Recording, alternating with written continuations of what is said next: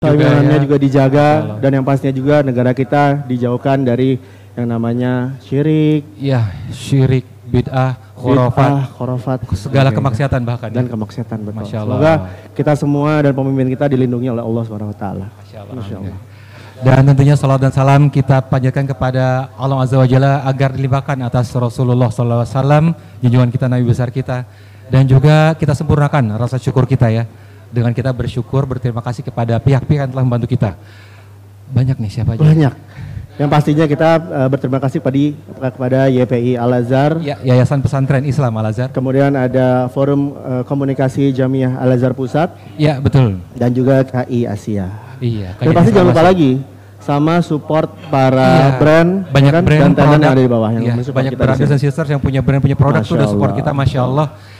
Kita nggak bisa sebutkan semua satu persatu karena banyak. Silakan dikepoin atau dicek aja di IG kita, di sosmed kita. Betul. Ada info-infonya, udah ada link ke profil mereka masing-masing. Dan juga terima kasih kepada para panitia yang telah meluangkan waktunya, effortnya, tenaga, pikiran, bahkan hartanya untuk membantu dan mensupport dakwah ini ya. Masya Allah, alhamdulillah. Dan pastinya brother and sister di sini dong. Iya, benar, alhamdulillah. Juga datang ke sini jauh-jauh, tadi hujan deras. Iya, 2 kali ya diuji oleh hujan. Alhamdulillah, seger malahan jadinya kan iya, kita. Alhamdulillah. Habis hujan, asar hujan. Nah, sekarang kita ngumpul di sini. Jadi yang tadi dingin, ngumpul padat jadi hangat. Jadi hangat. Masya Allah ya. Walaupun sini lumayan dingin, ada AC sebenarnya. Alhamdulillah.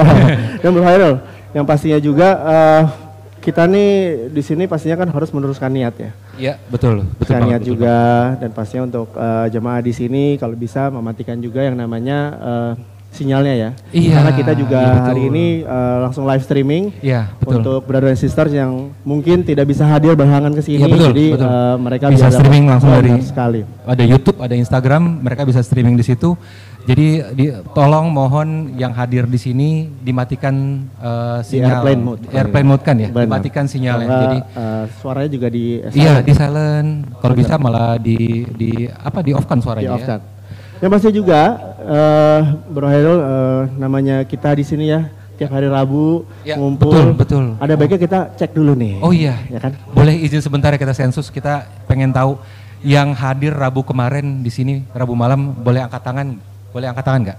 Rabu kemarin. Yang tiap hari Rabu datang ke sini. Rabu kemarin. Atau Rabu 2 pekan, 3 pekan, 4 pekan sebelumnya. Rabu dalam sebulan ini Rabu malam suka hadir ke sini. Boleh diangkat tangan?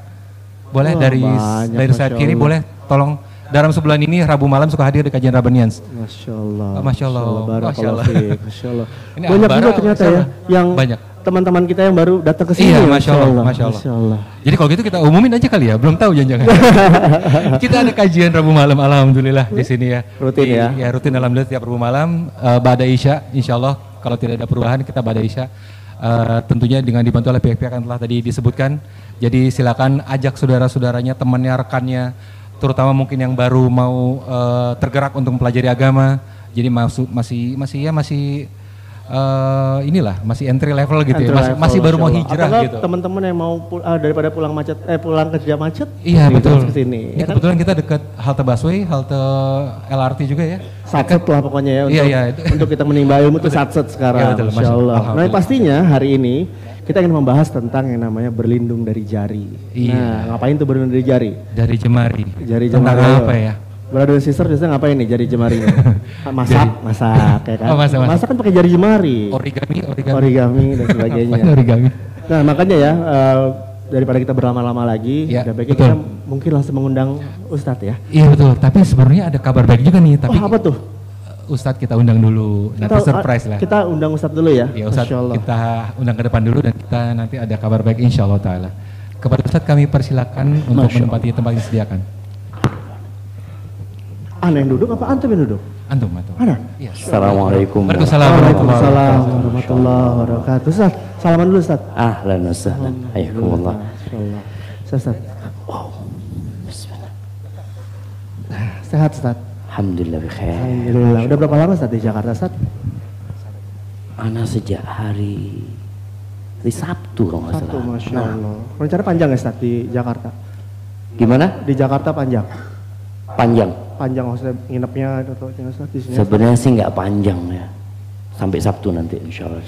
Sepekan alhamdulillah. Tadi kata Bro Hairul ada kabar baik.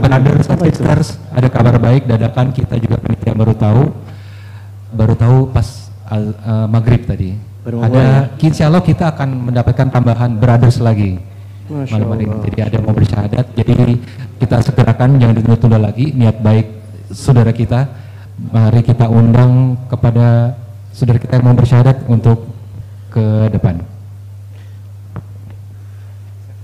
Silakan.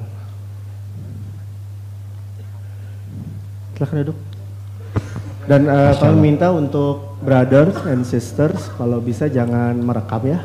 Iya betul. Nanti insya Allah ada dokumentasi dari panitia resmi. Jadi mohon tidak merekam, terutama ketika kajian berlangsung nanti. Ya. Silakan. Silakan. Masya Allah. Namanya siapa? Alvared Christopher. Alvared Christopher. Masya Allah. Barakallahu fiik. Sejak kapan tertarik sama Islam? Sejak awal-awal tahun Pak, awal-awal tahun ini. Masya Allah. Baik, kita udah bisa baca syahadat. Dibantu ya Pak ya? Dibimbing. Baik, bismillahirrahmanirrahim. Asyhadu an la ilaha illallah. Asyhadu an la ilaha illallah. Saya bersaksi. Saya bersaksi. Bahwa tiada Tuhan. Bahwa tiada Tuhan. Yang berhak disembah. Yang berhak disembah kecuali Allah. Kecuali Allah.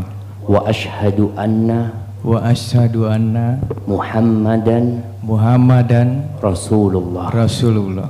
Dan saya bersaksi bahwa Muhammad adalah utusan Allah. Masya Allah. Barakallah. Antum saudara kita sekarang, dan semoga antum istiqomah di atas jalan Allah ini. Ada satu pesan. Orang yang beriman itu akan diuji. Maka antum jangan jauh-jauh dari saudara antum. Tiap hari Rebu antum datang ke sini dan usahakan sholat berjamaah terus supaya kita bisa gandeng antum bersama-sama menuju surga Allah SWT, insyaallah. Barakallahu fikum. Jazakallahu khair. Jazakumullah Ustaz. Masyaallah. Silakan. Silakan langsung silakan sama panitia. Ya, ditemani oleh panitia. Silakan dilanjutkan. Kita dapat saudara lagi nih, Masya Allah ya. Alhamdulillah. Alhamdulillah. Ustadz, kita hari ini akan mengupas topik tentang berlindung dari jemaah hari ini, Ustadz. Yang dimana tadi kita udah di awal sempat membuka dengan video ya, Ustadz ya. Video yang mengungkap fakta-fakta bahwa 70% tadi melihat dari datanya 70% manusia, rakyat Indonesia ini mengalami yang namanya gangguan kejiwaan karena era digital ini. Selain berapa persen? 70%, Ustaz. Terus 70% dari penduduk Indonesia. Yang muda-muda, Ustaz, kebetulan, Ustaz. Yang muda berapa persen di Indonesia ini? Nah, itu saya kurang paham, Ustaz ya. Saya bukan sensus nih, Ustaz. Afwan, Ustaz ya, afwan, Ustaz.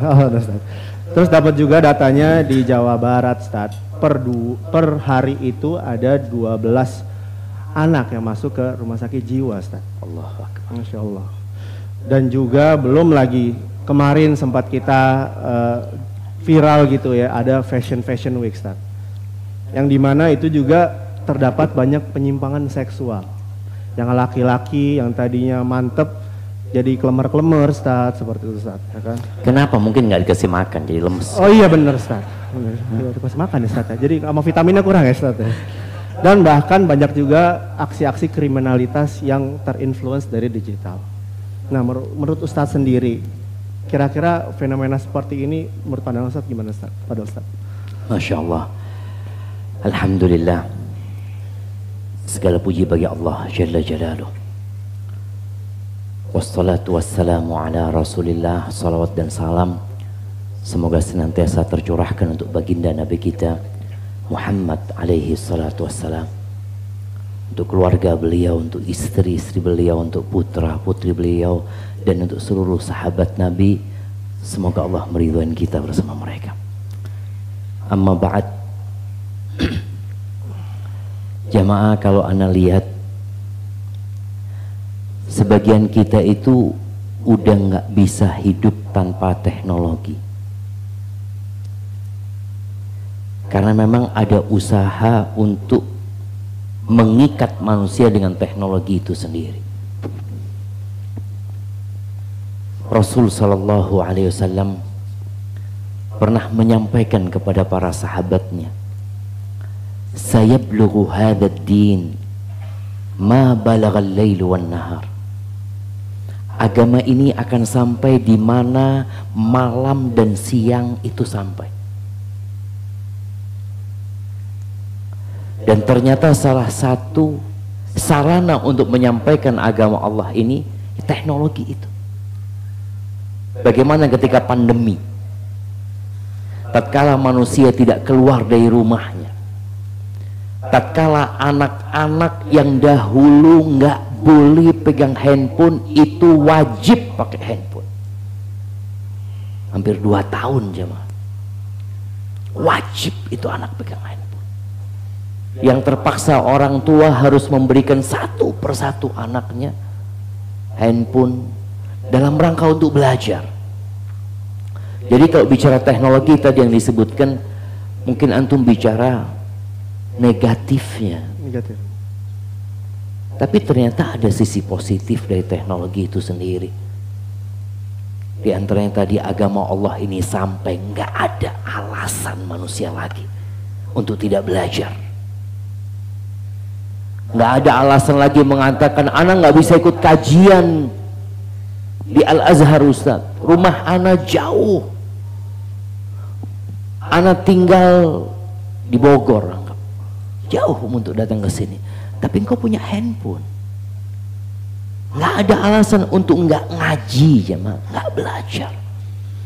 Ini benar-benar nikmat dari Allah Subhanahu Wa Taala, di mana hampir setiap manusia sekarang, sampai yang tua-tua, kalau dikatakan tadi anak-anak muda yang banyak terkena penyakit jiwa ya. Penyakit jiwa itu nggak harus gila, jemaah, tapi ada yang hampir gila. Itu juga penyakit jiwa. Maka Anda lihat fenomena yang ada sekarang ini sebenarnya tentang bagaimana kita memanfaatkan teknologi itu. Wa illa teknologi ini pisau bermata dua, terserah antum. Akan tetapi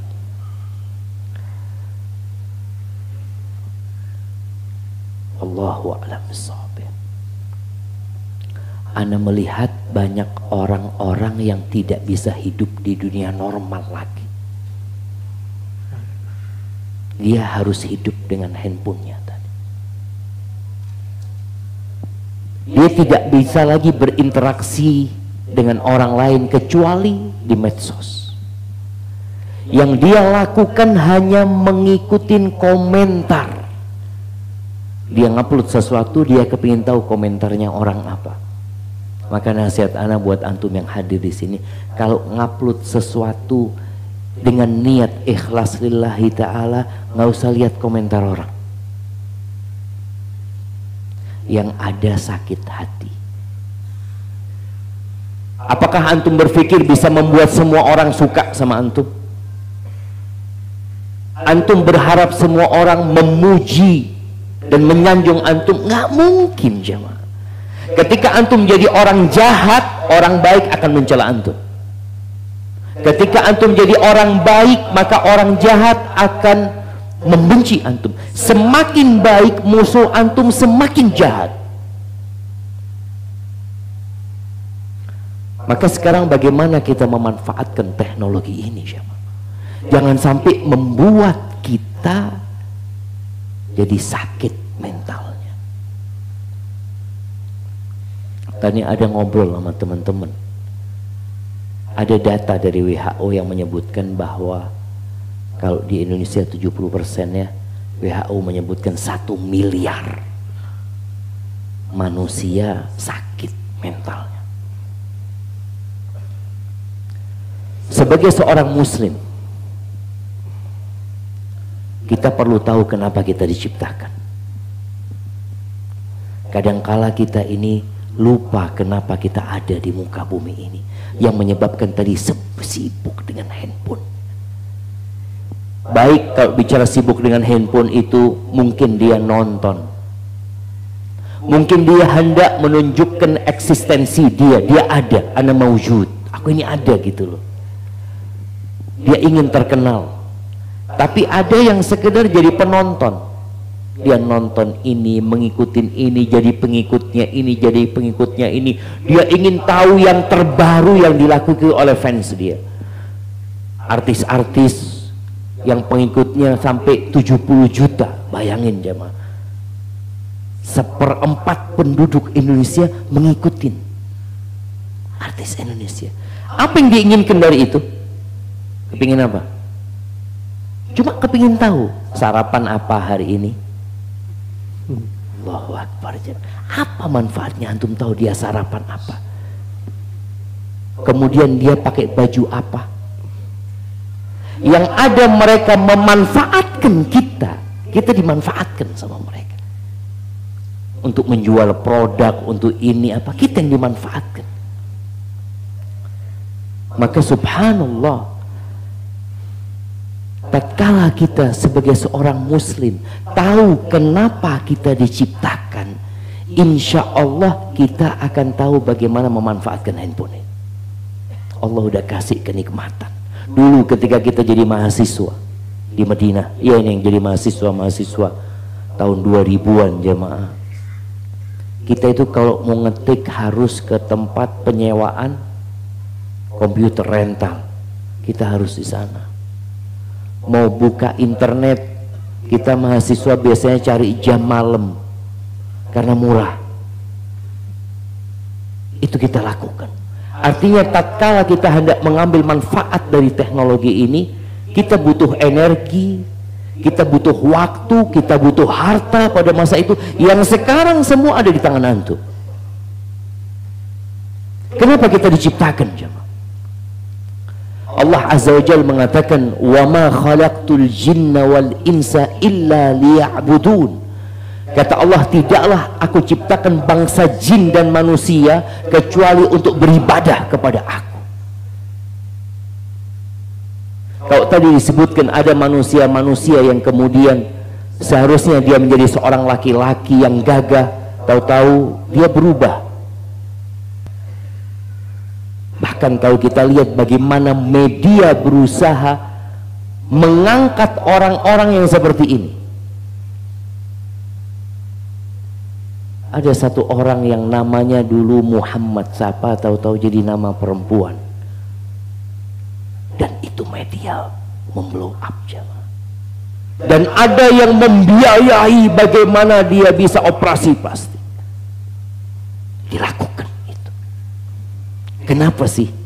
Karena kalau memang nggak tahu kenapa dia diciptakan, dia berpikir diciptakan untuk bersenang-senang belaka, untuk berjalan berlenggak-lenggok, menampilkan dirinya, menampilkan pakaiannya. Jamaah, innallaha la yanzuru ila suwarikum wala ila amwalikum. Camkan ini di benak kita. Kata Nabi SAW, Allah itu tidak melihat kepada rupa kalian, Allah tidak melihat kepada harta kalian, nggak ngelihat kepada baju kalian, nggak ngelihat kepada pakaian kalian, nggak ngelihat kepada mobil kalian yang sekarang ini menjadi sarana untuk menampilkan diri oleh manusia. Kata Allah, innallaha la yanzur, nggak dilihat sama Allah rupa kalian, harta kalian. Terus yang dilihat apa? Kita lihat hari ini pakaian kita berbeda-beda jemaah. Ada yang pakai celana, ada yang pakai gamis, ada yang pakai sarung, ada yang pakai jam, ada yang pakai cincin, ada yang nggak pakai, ada yang pakai peci, macam-macam manusia. Apakah yang dilihat sama Allah adalah orang yang pakaiannya paling mahal? Lah. Mobilnya paling bagus lah. Allah, dunia dan isinya. Kata Nabi SAW, "Lau kanatid dunya ta'dilu indallah janaha ba'udah ma saqa minha kafiran syarbata ma." Andai kata dunia dan isi Jakarta nih, berapa nilai Jakarta jemaah? Berapa triliun Jakarta ini kalau dinilai? Ada 3.000 triliun? Nggak tahu Ustaz. Nggak nyampe. Nggak tahu Ustaz. Kita punya utang berapa? Salah ditangkap. Betul? Kita punya utang berapa? Utang banyak ya Ustaz, utangnya Mas. Yang anak tahu ya Ustaz ya. Anak baca 7.000 triliun. Banyak Ustaz. Masya Allah. Jakarta kalau mau dijual berapa jemaah? Siapa yang mau beli Jakarta? 3.000 triliun, 5.000 triliun. Jemaah, laukanat dunia, bukan cuma Jakarta kita bicara. Kita bicara ibu kota yang rencana dibangun. Kita bicara Indonesia, kita bicara Amerika, kita bicara Dubai dengan gedung tertingginya. Itu ada nilainya seperti satu sayapnya nyamuk. Satu sayap nyamuk. Kalau ada nilainya seperti satu sayap nyamuk, Allah nggak akan kasih orang kafir syarbatama, seteguk air. Kok kita mau bangga pakai mobil harganya 1 triliun? Bandingkan dengan satu sayap nyamuk. Tuh mobil antum sama satu sayap nyamuk ini lebih mahal satu sayap nyamuk. Kok bisa? Coba antum bikin satu sayap nyamuk dengan modal satu mobil itu. Nggak bakal bisa. Maka tadi Allah Azza wa Jalla tidak melihat kepada rupa, tidak melihat kepada harta, sama sekali nggak dilihat. Terus yang dilihat apa? Wa innama yanduru ila qulubikum wa amalikum. Yang dilihat sama Allah itu hati kalian. Dan yang dilihat sama Allah adalah amalan kalian. Itu yang dilihat sama Allah Azza wa Jalla. Maka bagaimana sekarang kalau bicara kita teknologi yang ada ini menjadi sarana supaya Allah melihat kita. Hati kita dilihat sama Allah Azza wa Jalla. Amalan kita dilihat sama Allah Subhanahu wa ta'ala. Sehingga seorang ketika tahu kenapa dia diciptakan, aku diciptakan untuk mengabdi kepada Allah Azza wa Jalla. Sebelum menjadi abdi negara, kita adalah Abdullah, hamba Allah Subhanahu wa ta'ala. Pernah lihat orang kerja di perusahaan masuk, padahal masuknya jam 7, dia masuk jam 10. Masuk jam 10, selonjoran tidur. Pulang seharusnya jam 4, dia habis zuhur udah pulang. Apa kata orang jamaah? Emangnya perusahaan ini punya antum? Ya. Orang yang berbuat seenaknya itu nggak tahu diri. Dan sebagian kita nggak tahu diri bahwasanya Allah memberikan segala fasilitas buat kita ini agar kita mengabdi kepada Allah Azza wa Jalla. Wa ma khalaqtul jinna wal insa illa liya'budun. Di sini tugas orang tua, jemaah. Mendidik anaknya. Bagaimana dia tahu, nak, engkau diciptakan untuk mengabdi kepada Allah Azza wa Jalla. Sedangkan banyak orang tua mendidik anaknya untuk jadi orang pinter. Bas. Anak ketemu dengan seorang mantan preman, jemaah. Masya Allah dia terkenal se-Asia Tenggara. Dia cerita sama anak. Anak belajar dari dia mengatakan, Ustadz, dulu yang menyebabkan anak seperti ini, Ustadz, karena orang tua anak dulu nyuruh anak sekolah nak, supaya jadi orang pinter. Pas. Akhirnya anak berpikir anak harus jadi pinter. Kenapa kok harus pinter? Biar nggak dibodoh-bodohin orang. Kenapa harus jadi orang pinter? Biar mudah cari pekerjaan. Kenapa harus jadi orang pinter? Biar nanti dihormatin, dihargain sama manusia. Itu aja tujuannya. Banyak orang tuh menanamkan hal itu. Sehingga ketika kita besar jadi orang pinter, yang ada kita hanya memikirkan kepentingan diri sendiri. Dan itu kebanyakan orang-orang pintar yang kita lihat yang hanya memikirkan kepentingan diri sendiri. Seharusnya orang tua dia mengatakan, mendidik anaknya, nak, engkau harus jadi hamba Allah, nak. Engkau harus bisa memberikan manfaat kepada orang lain. Sekolah, nak, supaya ngerti engkau menjadi hamba Allah yang sebenarnya. Sehingga anak ini akan tumbuh besar tahu dia hamba Allah Subhanahu. Dan disinilah teknologi yang ada ini menjadi sarana untuk menjadi hamba Allah yang sebenarnya. Dia dapat belajar dengan teknologi yang ada. Kemudian yang kedua, agar kita dapat memanfaatkan teknologi ini dengan baik, Kita harus tahu bahwa waktu kita terbatas di sini. Nah, antum tinggal berapa tahun lagi tinggal di dunia ini? Hah? Nggak tahu, kira-kira. Ada kira-kiranya. Kata Nabi SAW, umur umatku antara 60 sampai 70. 60 sampai 70, sedikit yang lewat dari sana. Anak punya mertua sedang sakit, semoga Allah menyembuhkan dia. Amin. Ketika tanya, Ustaz berapa umur mertua Ustaz? Anak ngomong 62, 63. Oh masih muda. Loh, masih muda. Sudah mau mati nih. Sudah tua. Jadi kalau bicara umur umat Nabi SAW, ya udah, masa muda itu 40 tahun ke bawah. Setelah 40 tahun udah tua aja, Mak. 63 tahun umur Nabi kita Muhammad alaihi salatu wassalam belum meninggalkan dunia ini, jemaah. Maka kita harus tahu waktu kita terbatas di muka bumi ini. Ketika orang ujian dikasih tahu waktu 90 menit dimulai dari sekarang, apa yang akan dilakukan? Pernah melihat anak ujian di kelas dikasih tahu waktu 90 menit? Alhamdulillah. Nggak ada mau minum kopi, mau ngeteh lah. Dia lihat, bismillah, dia ambil penanya, dia mulai kerjakan soal itu. Kenapa? Waktunya terbatas. Dia akan lihat jam. Nggak banyak, bismillah. Sebagian kita nggak tahu kalau waktunya terbatas.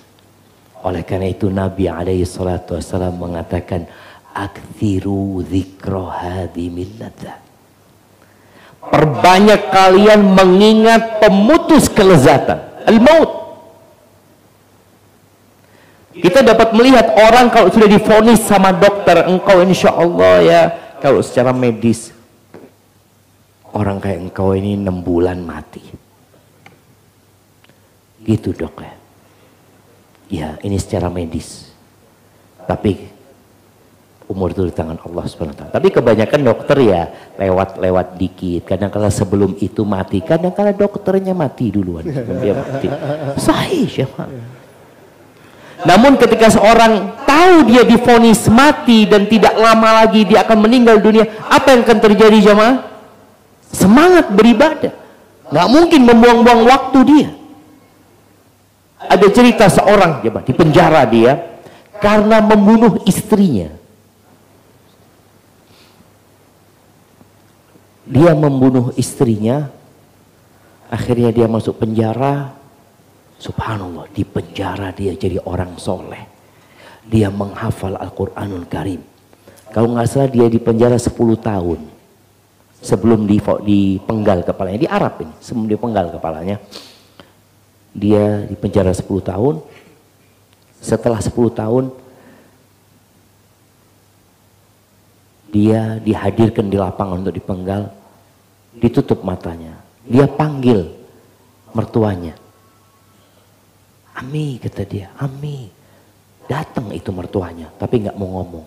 Sampai akhirnya ada ustadz yang bimbing dia, manggil mertuanya, tolong, ini mungkin dia hendak menyampaikan sesuatu, kata dia. Kesian dia sudah mau dipenggal kepalanya. Akhirnya datang mertuanya, mendengarkan omongan orang ini, jemaah. Dia sampaikan, dia minta maaf, ini itu macam-macam, dia khilaf. Karena dia tahu mau dipenggal kepalanya. Subhanallah jemaah. Sudah akhirnya mau dipenggal, kata mertuanya mengatakan, aku maafkan dia. Dimaafin jemaah. Masya Allah, ini orang soleh nih. Baik banget dia jemaah. Akhirnya sama mantan mertuanya ini dinikahkan sama adik dari putrinya dia yang dibunuh sama ini jemaah. Setelah dimaafkan, udah selesai hidup normal, berapa bulan dibunuh lagi anaknya dia jemaah. Kenapa? Ketika dia di penjara dia tahu waktu dia dikit. Dia mau dibunuh, sudah dia udah divonis mati dia. Yang ada dia ingin menjadi orang soleh. Tak keluar dari penjara, setan membisikkan kepada dia, umurmu masih panjang, ini itu macam-macam. Na'udzubillah. Maka mengingat batas waktu kita itu membantu kita untuk tidak menghabiskan waktu dengan hal-hal yang tidak berguna. Aktsiru dzikra hadhimil ladzat. Perbanyak mengingat pemutus kelezatan. Bayangin jemaah, Nabi menyebut kematian ini pemutus kelezatan. Karena antum akan kehilangan istri antum. Kira-kira istri antum kalau antum mati dia nggak kawin lagi, insya Allah nggak setia, mau setia, nggak urusan antum di kuburan sudah. Dia dilamar sama fulan, mana dia pilih gitu kan, masya Allah. Pemutus kelezatan.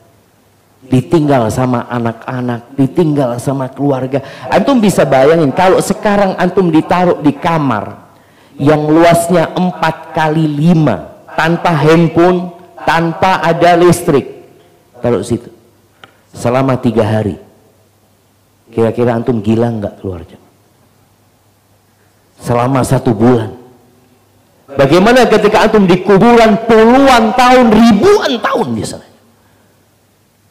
Nabi kita alaihi salatu wasallam berapa ribu tahun? 1400 berapa tahun Nabi di kuburan? Berapa tahun kira-kira? 1400-an ya, lebih dikit. Ada hadiahnya enggak? Ada Ustaz. Ada banyak Ustaz. Banyak, kasihkan sama dia. Insyaallah. Masya Allah. Berapa tahun jamaah? 1433 tahun beliau di kuburan. Hidup di muka bumi cuma 63 tahun. Makanya kuburan itu raudhatun min riyadil jannah, taman dari taman-taman surga, atau hufratun min hufarin niran, atau lubang dari lubang neraka. Maka kita perlu mengingat, sesekali antum berangkat ke kuburan, disunahkan kita ziarah kubur. Kalau antum sudah sibuk dengan handphonenya, sendirian mojok di rumah ya. Kadang-kadang orang kalau pegang handphone ini sampai dia pakai layar yang gelap jemaah, yang nggak bisa dilihat sama tetangganya. Ada yang seperti itu. Kenapa? Enggak lah, anak kepingin rahasia ya. Yang suka rahasia antum berangkat ke kuburan. Assalamualaikum ya ahlat diyar. Antum lihat tuh, ada yang seumur antum mati. Antum lihat ada kuburan yang kecil. Ya Allah, bayi udah mati. Maka itu insya Allah akan mendorong kita untuk dapat memanfaatkan waktu. Kita lanjut nanti Ustaz. Masya Allah, sholat dulu kita. Sholat. Jazakallah khair, barakallahu fikum. Untuk brothers, kita agak senggang lagi ya untuk kita menjalankan sholat Isya.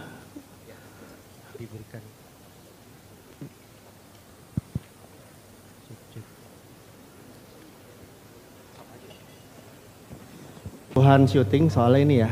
Iya, kebutuhan Biar kelihatan. angle dan juga Ustadz buat biar kelihatan. ya, Ustadz kelihatan, Ustadz nyaman, Ustadz aman juga insya Allah. Masya Allah. Insya Allah. Mohon maaf, insya Sambil Allah. menunggu nih kita cek ini dulu, ombak dulu nih. Masya Allah. Saudara kita masih ada yang masuk lagi dari pintu. Masya Allah. Barakallahu fikum. Ya silakan yang masih bisa merapat lagi silakan, walaupun hanya sejengkal. Insya Allah itu udah pahala juga ya. Pahala itu. Hitung juga pahalanya ya. Masya Apa? Allah. Berlapang-lapang di majelis ya. Masya Allah. Berlapang-lapang di majelis. Masya Allah. Di sebelah kanan juga masih bisa nih, kanan depan. Ya silakan ke depan kalau terus mau diisi, langsung mentok ke dinding barat, dinding paling ujung Biar silakan. Kawan-kawan kita juga yang di Silakan. luar yang belum dapat Iya. tempat bisa masuk. Betul. Gimana nih, brothers masih pada semangat kan nih ya? Ya. Masya Allah. Sampai jam 12 malam katanya. Hah? Sampai jam 12 malam ya? Siapa ya? Kita ngaji. Gue gak kuat kayaknya. Oh, antum gak kuat ya? Bener aja. Ustadz gimana gak mau lah. Di mana, bagian mana? Oh, oke. Jamaah yang di bagian tengah, brothers bisa berdiri dulu dan agak maju. Nah ya batasnya sampai sini. Yang di bagian tengah bisa berdiri dulu, Afwan. Berdiri dulu, habis itu agak maju sedikit. biar Iya. teman-teman kita yang di belakang bisa masuk dan berkumpul di masjid ini. Iya, walaupun Masya setengah jengkal juga, insya Allah itu berlapang-lapang di pahalanya. majelis. Pahala, masya Allah tuh, berlapang-lapang di majelis. Ini masih ada space satu soft loh di sebelah Masih ada kiri, space di bagian depan, kiri depan. Jadi jalan terus saja ke depan, silakan. kanan belakang juga masih bisa. Iya, Masya masya Allah. Allah. Silakan. Ya, kembali kita lanjutkan pengumuman tadi. Jadi di bawah itu di area bazar di tangga utara sebelah kanan berarti ya, kalau dari arah jamaah menghadap ke kiblat sebelah kanan itu ada stand bazar ruang ortu. Ruang ortu. Ya, itu adalah aplikasi untuk pengawasan pemakaian handphone untuk anak. Oh, Masya Allah. Ruang ortu Penting banget by itu. penting banget. Penting Ruang banget. ortu by Asia. Jadi emang sinkron lah dengan tema hari Sinkron ini. ya. Iya, iya. Jadi buat yang agak-agak khawatir atau insya Allah Anak-anaknya betul bukanya buka apaan. Iya betul. Nah, itu kan Ikhtiar lah, tawarkan. kita ikhtiar ya. Benar. Kita install ruang ortu di HP kita, di HP anak kita. Jadi kita bisa batasi pemakaian jamnya. Masya Allah. Apps apa aja yang dibuka. Misalnya kita gak mau mereka buka TikTok, kita matiin TikToknya bisa gitu. Jadi untuk Bermanfaat sekali itu ya untuk Insya era Allah, zaman sekarang ya. buat ikhtiar untuk pengawasan.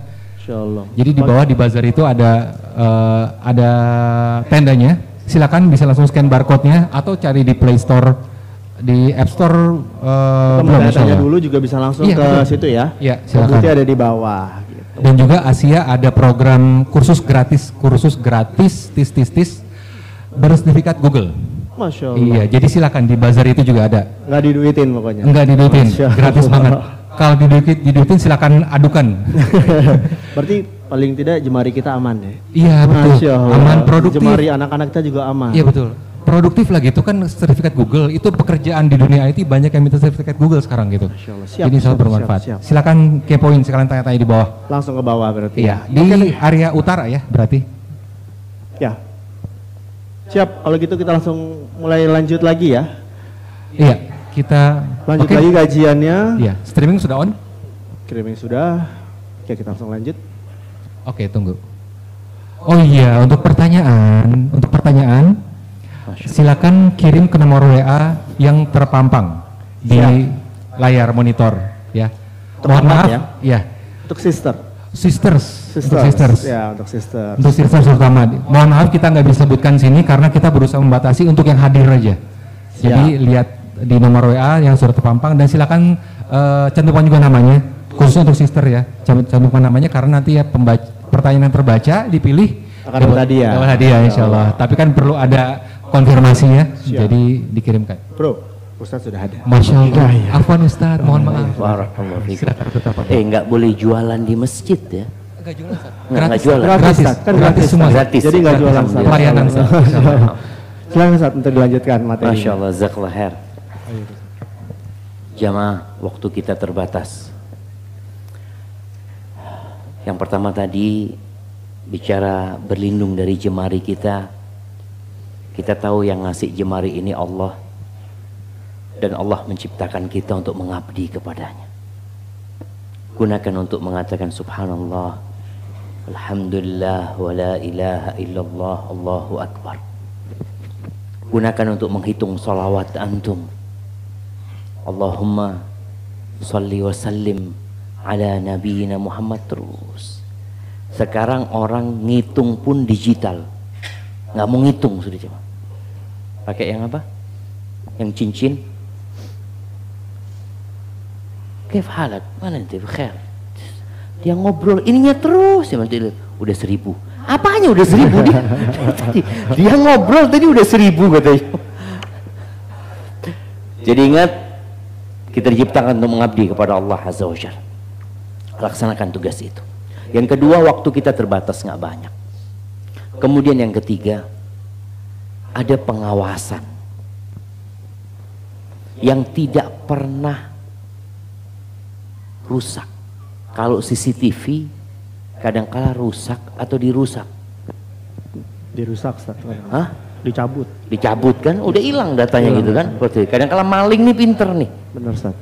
Maling dia tahu ada CCTV, bagaimana dia tutup CCTV-nya. Tapi subhanallah, Allah mengatakan innallaha kana alaikum raqiba.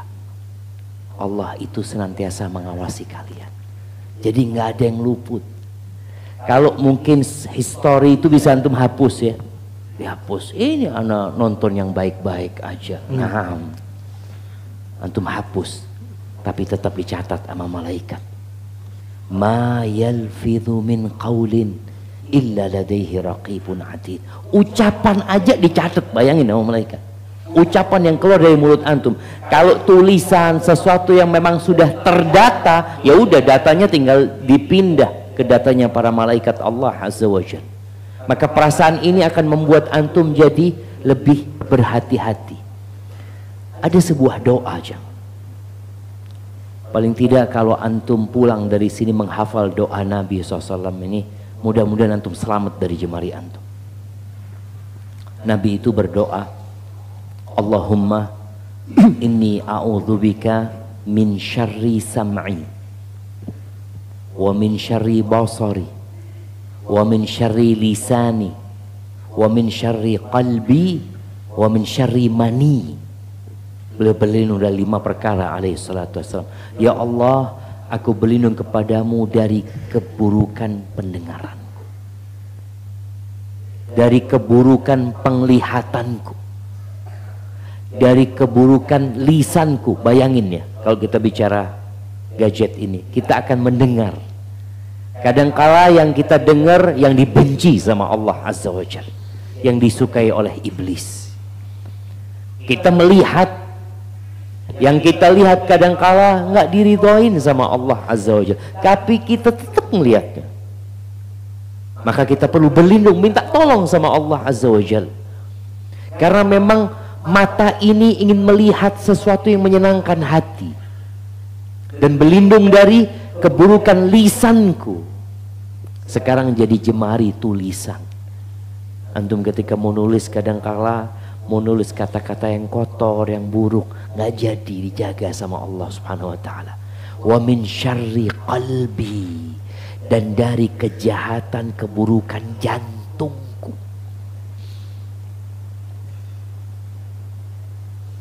Jadi kalau bicara jantung ini jamaah, kadangkala nggak ada handphone tapi tetap pikirannya buruk.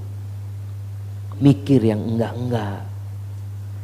Kadang-kala kita ngelihat perempuan tadi Ustaz, ana ngelihat tadi pagi tuh perempuan Ustaz, sampai sholat maghrib masih ada di hati ana Ustaz. Masya Allah. Itu kan kadang-kala seperti itu jemaah. Terekam di sini jemaah. Kita mau hapus itu jemaah, minta sama Allah. Karena memang pandangan iblis itu, pandangan kepada wanita itu anak panah iblis yang beracun. Sekarang bukan hanya ngelihat perempuan, ngelihat laki kadangkala nafsu. Na'udzubillah. Ngelihat tiang jamaah, ya Allah, ini tiang bagus banget. Astagfirullah. Itu gara-gara teknologi tadi. Iya Ustaz katanya. Masya Allah. Ngeri Ustaz. Allah. Yang basket tinggi lagi Ustaz. Gimana? Yang basket. Tiang basket. Yang basket tinggi Ustaz. Astagfirullah. Na'udzubillah min dzalik. Makanya minta kepada Allah dilindungi dari keburukan jantung kita. Yang kelima, wa min syarri mani, dan dari keburukan maniku. Dikeluarkan kemana? Kadangkala orang itu gara-gara mendengar, melihat, berbicara, hatinya mikir yang enggak-enggak, akhirnya urusan dengan kemaluannya. Minta pelindungan sama Allah Azza wa Jalla. Rasul sallallahu alaihi wasallam ngasih nasihat kita. Kalau kita melihat sesuatu, nggak sengaja nih ngelihat perempuan, tahu-tahu berhasrat, dilarikan kemana jamaah? Pulang ke istrinya. Istri Ustaz. Hah? Ke istri. Assalamualaikum. Istrinya nggak ada. Waduh. Yang nggak punya istri gimana? Jonas gimana Ustaz? Iya. Bukain pintu pembantu. Allah Akbar. Astagfirullah. Ibu di mana? Nggak ada bapak. Silahkan masuk. Waduh. Tambah jahat lagi jemaah. Maka ingat, perjuangan kita berat jemaah. Kalau dulu di masa Nabi SAW itu perempuan, ya ada perempuan tapi mereka pada pakai jilbab ya. Tapi kan kadang-kadang melihat sesuatu yang menyebabkan berhasil. Sekarang godaan itu besar sekali. Kalau kita nggak berdoa minta perlindungan sama Allah, takut nggak selamat dari jemari kita. Yang kemana-mana kita akan melihat. Kemudian yang terakhir, kita perlu memaksa jiwa kita untuk taat sama Allah. Jangan pernah mengatakan, ya Allah Ustaz berat Ustaz ya, doakan mudah-mudahan dapat hidayah Ustaz. Ana belum dapat hidayah Ustaz. Banyak yang mengatakan itu. Datang kajian ini, sebagian dipaksa aja. Iya, sebagian memaksakan, ana harus berangkat. Ana batalkan acara-acara, ana mau berangkat kajian. Harus dipaksa aja. Begitu pula dengan handphone ini. Antum harus berani memaksa diri, hari ini nggak pegang handphone. Berani jemaah. Bikin kesepakatan dengan diri antum. Anak pokoknya sampai rumah handphone mati. Waktu buat istri dan anak-anak. Iya Ustaz, yang punya istri sama anak. Yang nggak punya istri sama anak Ustaz, ya udah matikan, titipkan ke tetangga. Fadhal, besok anak ketemu. Besok ketemu. Tapi perlu dipaksa loh jemaah. Kalau enggak, handphone ini kalau ada di kamar kita jemaah, kita udah mau tidur nih. Bismillahirrahmanirrahim amutu ahya. Kok dipanggil-panggil sama dia? Akhirnya kita ambil lagi jemaah. Tapi kalau nggak ada itu barang, antum aman. Maka di sini kita harus memaksa diri kita. Ketika kita tidak mampu jemaah, kita minta tolong sama orang lain. Tolong disimpankan handphone, ditaruh sudah. Dan usahakan kita punya waktu dalam sepekan nggak pakai handphone untuk membiasakan diri kita kembali ke alam normal. Antum bikin kesepakatan hari apa, sampaikan ke teman-teman, ana nggak pakai handphone. Ada nomor, bukan nggak pakai handphone ya, nggak pakai internet sudah. Dia handphone tetap butuh ya nggak masalah, yang jadul-jadul bisa dia pakai seperti itu. Makanya dulu itu di masa lalu banyak orang sodakoh rokok. Na'udzubillah. Penyakit disodakohin. Sekarang kita nggak malu hotspot, bagi hotspot lah kata dia. Dia minta-minta ini jemaah. Soalnya ya nggak apa-apa, nah sodakoh buat antum. Sodakoh iya kalau buka yang bagus-bagus, kalau buka yang buruk. Maka tolong kita perlu memaksa diri kita, mengatur waktu kita, kapan kita pakai handphone, kapan kita nggak pakai handphone. Para orang tua, anaknya diatur. Ana sering ngomong sama istri ana ketika anak-anak pulang dari pesantren, ana ngomong, "Syuf, Isa semua handphone diambil. Nggak ada lagi yang pegang handphone. Mereka kapan habis asar kasih handphone. Setelah itu dipegang lagi. Karena anak-anak kesian tuh anak-anak jamaah. Kalau ternyata bapaknya, ibunya yang membiarkan mereka, sakit jiwanya. Sakit jiwanya. Mau makan harus pegang handphone. Ya, kasih handphone baru mau makan dia. Ini udah mulai sakit jiwa dia. Apa nggak bisa dengan cara lain? Bisa main sama anaknya. Sebagian emak-emak ini kepingin istirahat. Anaknya kasih handphone, bismillah, fadhal. Emaknya pegang handphone juga. Jadi dia nggak kepingin digangguin sama anaknya. Ibu-ibu tolonglah. Jadikan rumahmu madrasah, tempat bermain buat anak-anak. Jangan biarkan anak-anak main di dunia lain. Takut nggak kembali ke dunia nyata dia. Hadza wallahu a'lam bissawab. Nah, fadhal. Insyaallah, masyaallah. Gimana, Bro?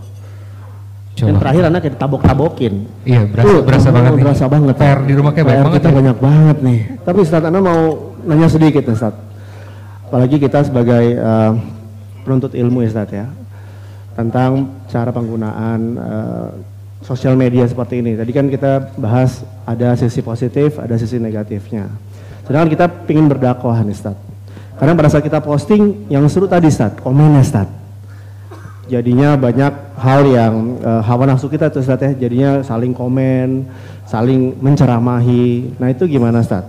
Kemudian belum lagi kita kadang tuh hawa nafsu kita pingin untuk followers gue sedikit nih, pengen ditambahin belum lagi plus selfie Ustaz. Nah itu gimana tuh Ustaz? Nah jamaah, kalau bicara memanfaatkan teknologi untuk hal yang positif ya harus kita lakukan ya. Tapi yang pertama niat. Anda nggak bisa sending, memang nggak ada bantalnya di belakang gitu ya. Bantalnya ada bantal. Cari dulu Ustaz. Aman jamaah, nggak usah dulu bantal. Ya Ustaz. Jadi bagaimana kita memanfaatkan itu hal yang positif? Pertama niat. Karena ada orang masuk neraka karena kemaksiatan, ada masuk neraka karena ketaatan. Kenapa? Dia melakukan ketaatan tapi bukan lillahi ta'ala. Tadi hanya untuk keinginan nafsunya. Ingin dikenal. Ketika ada satu video dia ingin menjadi orang pertama yang menyebarkan, lalu nunggu komen dia. Ketika komennya bagus-bagus, Masya Allah. Bagus. Dia komen lagi, jazakallah khair. Dia ada komen yang bagus, barakallah fiik. Ada komen yang nggak bagus, na'udzubillah, anaknya siapa ini komen kayak gini. Jadi dia hidupnya itu bersama komen tadi. Yang pertama niat, kenapa antum ingin nge-share itu. Dan jangan men-share sesuatu yang sudah dipastikan kebenarannya. Lalu ketika ada yang ngomongin macam-macam, antum tutup kuping, dan kalau bisa nggak usah dibuka lagi. Ada pelajaran penting dari Nabi Muhammad SAW. Nabi SAW ketika di Mekah, setelah meninggalnya pamannya Abu Talib, Nabi SAW itu lebih sering mendakwain orang-orang asing yang datang ke Mekah, karena penduduk Mekah udah mentok. Maka beliau mendakwain jemaah umroh, jemaah haji. Ketika beliau datang ke jemaah haji yang sedang berada di tinda mereka, beliau mengatakan kepada mereka, qulu la ilaha illallah tuflihu. Dibacakan ayat-ayat Al-Quran oleh Nabi SAW. Setelah Nabi pergi, Nabi belum pergi, Abu Lahab sudah nungguin jemaah. Tungguin. Keponakannya pergi, datang Abu Lahab ini. Aku pamannya, jangan diikutin. Ini pembohong.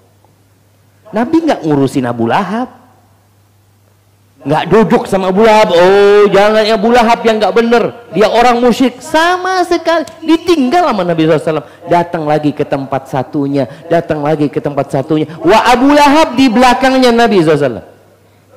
Sebagian kita menghabiskan waktu untuk ribut sama orang yang menentang dakwah ini. Nggak perlu diributkan, ditinggal. Jamaah, api itu kalau antum nggak kasih kayu, lama-lama mati. Tapi kalau antum kasih kayu, kayunya kecil, kayaknya kurang, kasih kayu yang besar sama antum, lebih terbakar lagi. Maka belajar dari Nabi SAW. Kalau bicara tadi komen-komen negatif ini nggak perlu antum bantah. Antum tulis, kalau memang aduh Ustaz nggak bisa, ana harus nulis Ustaz, tulis. Semoga Allah memberikan hidayah kepada ana dan kepada antum. Selesai. Karena orang yang komen negatif itu, dia nunggu bantahan dari antum. Ditunggu juga sama dia. Kok nggak bantah-bantah orang ini ya? Komen lagi dia. Bener loh jemaah. Ini secara kejiwaan tadi kita ketemu orang-orang sakit jiwa. Antum jangan sakit juga. Jangan sakit juga. Mungkin seperti itu. Jadinya supaya antum sehat, antum kalau memang harus komen, komen. Doa buat dia, buat diri antum sendiri dulu. Semoga Allah memberikan hidayah kepada ana dan kepada antum semuanya. Selesai. Nggak akan komen negatif lagi dia. Kenapa? Nanti didoakan lagi ana sama dia. Dan jadi dia komen. Selesai ya Ustaz ya? Selesai. Seperti untuk kita-kita yang masih mengejar followers tadi Ustaz. Sama selfie, men-selfiekan gitu loh Ustaz. Antum kalau kepingin cari follower, yang seharusnya kita lakukan adalah mencari follower untuk mengikuti Nabi Muhammad SAW, bukan ngikutin antum. Makanya Allah mengatakan kepada Nabi SAW, ud'u ila sabili rabbik. Engkau ajalah orang menuju kemana? Kepada dirimu? Enggak, menuju kepada jalan Tuhanmu. Jadi bukan bicara follower untuk ngikutin antum, tapi bagaimana mengikuti Rasul SAW. Nabi itu ingin umatnya banyak SAW. Makanya aman Nabi SAW suruh banyak anak. Nabi benar.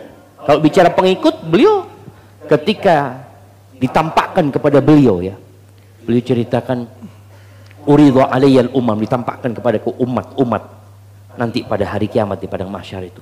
Muncul ada nabi pengikutnya cuma 10 orang. Ada nabi pengikutnya cuma 2 orang. Ada nabi gak ada pengikutnya sama sekali. Lalu aku melihat ada banyak manusia. Aku tanya, ini umatku? Bukan.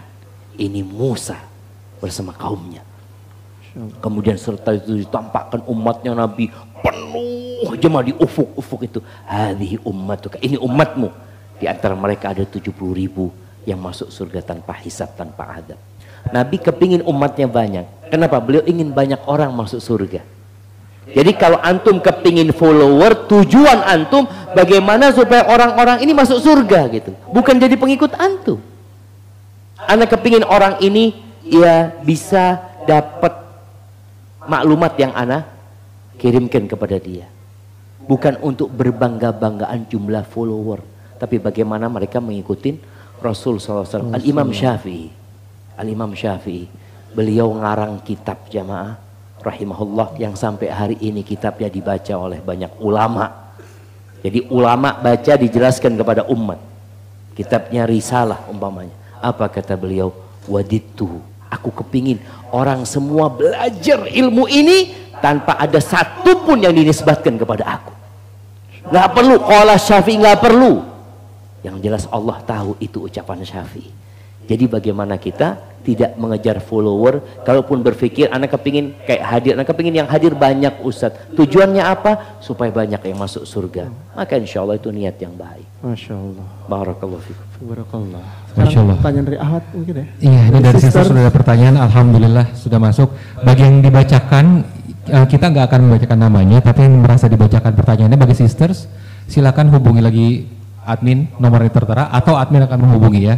Insya Allah jadi akan mendapatkan hadiah. Baik, mohon izin untuk pertanyaan pertama.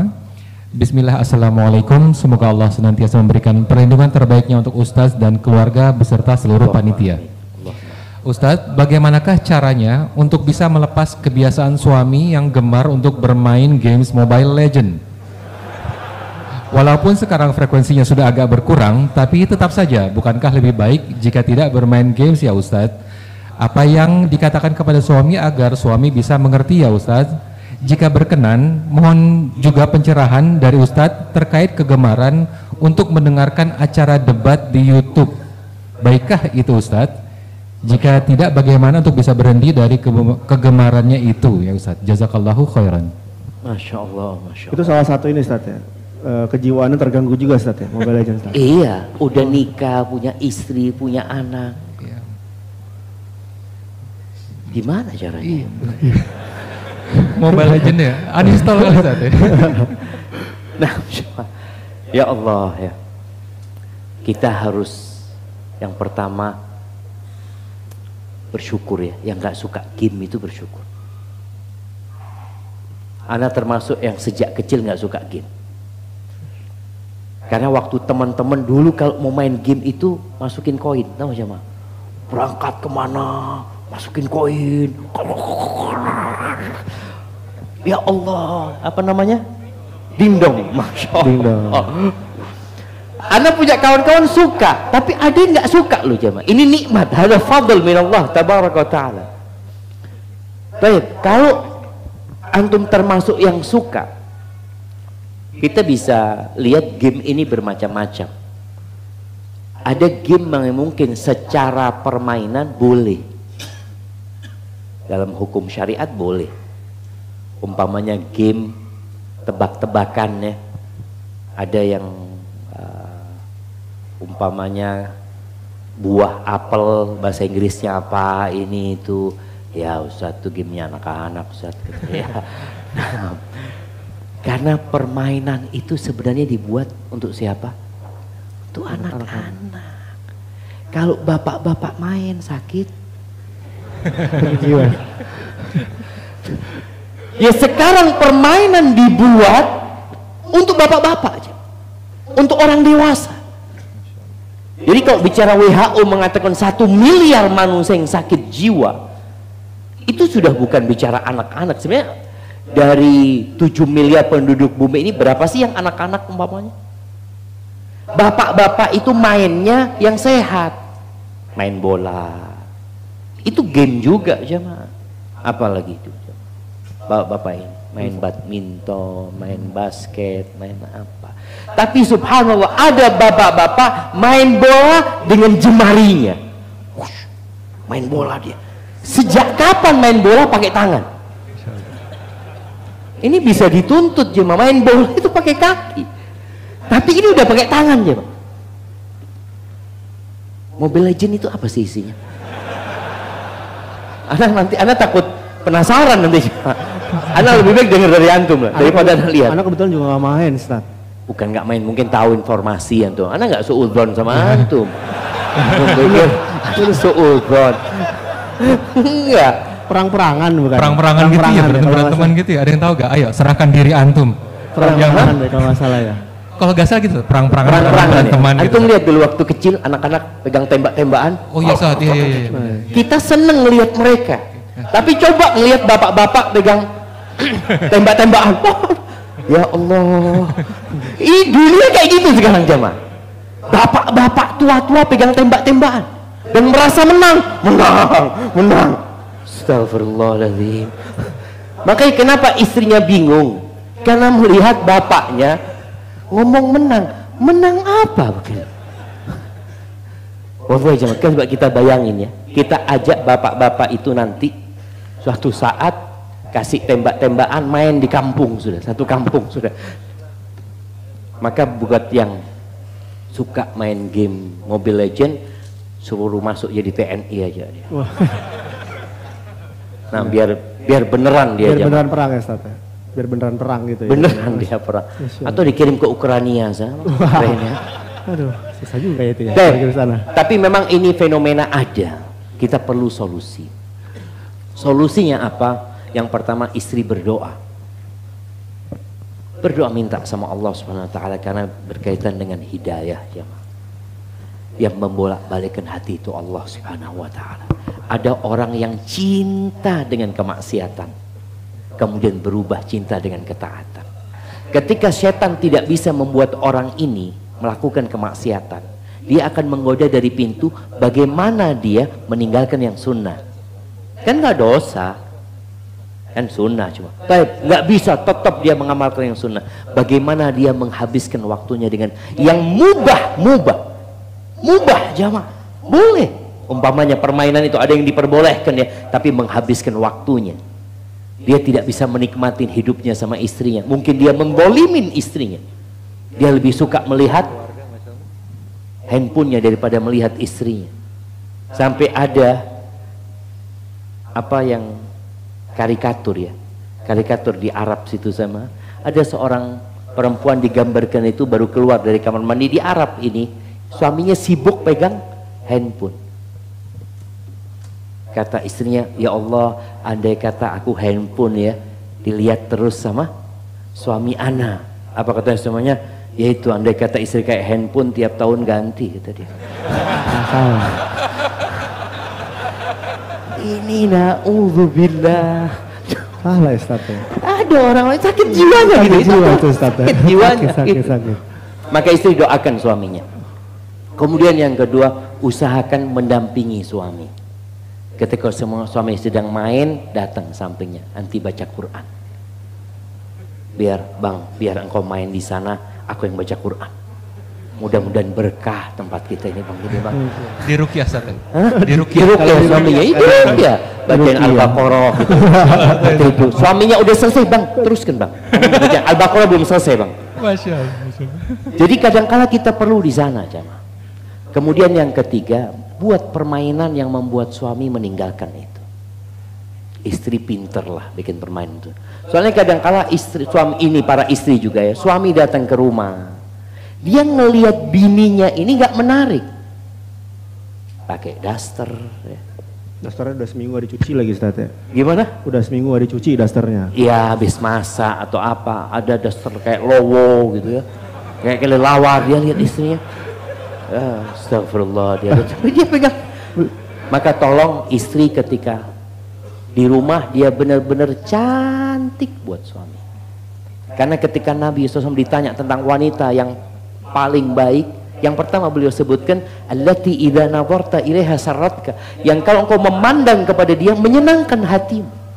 Jadi bagaimana dibikin suami itu yang sibuk, yang sudah kecanduan sama game itu, jadi dia kecanduan sama istrinya. Lebih zen insyaallah itu. Insyaallah. Maka suami datang jangan ditanya dari mana, tapi ditanya mau apa bang. Insya Allah kasih menu dia, fadl bang, mau yang mana.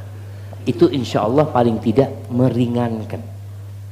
Kemudian kasih permainan-permainan lain, dan semoga suami bisa jadi lebih baik. Karena sakit sudah jauh, sakit. Ada yang di kamar mandi main game.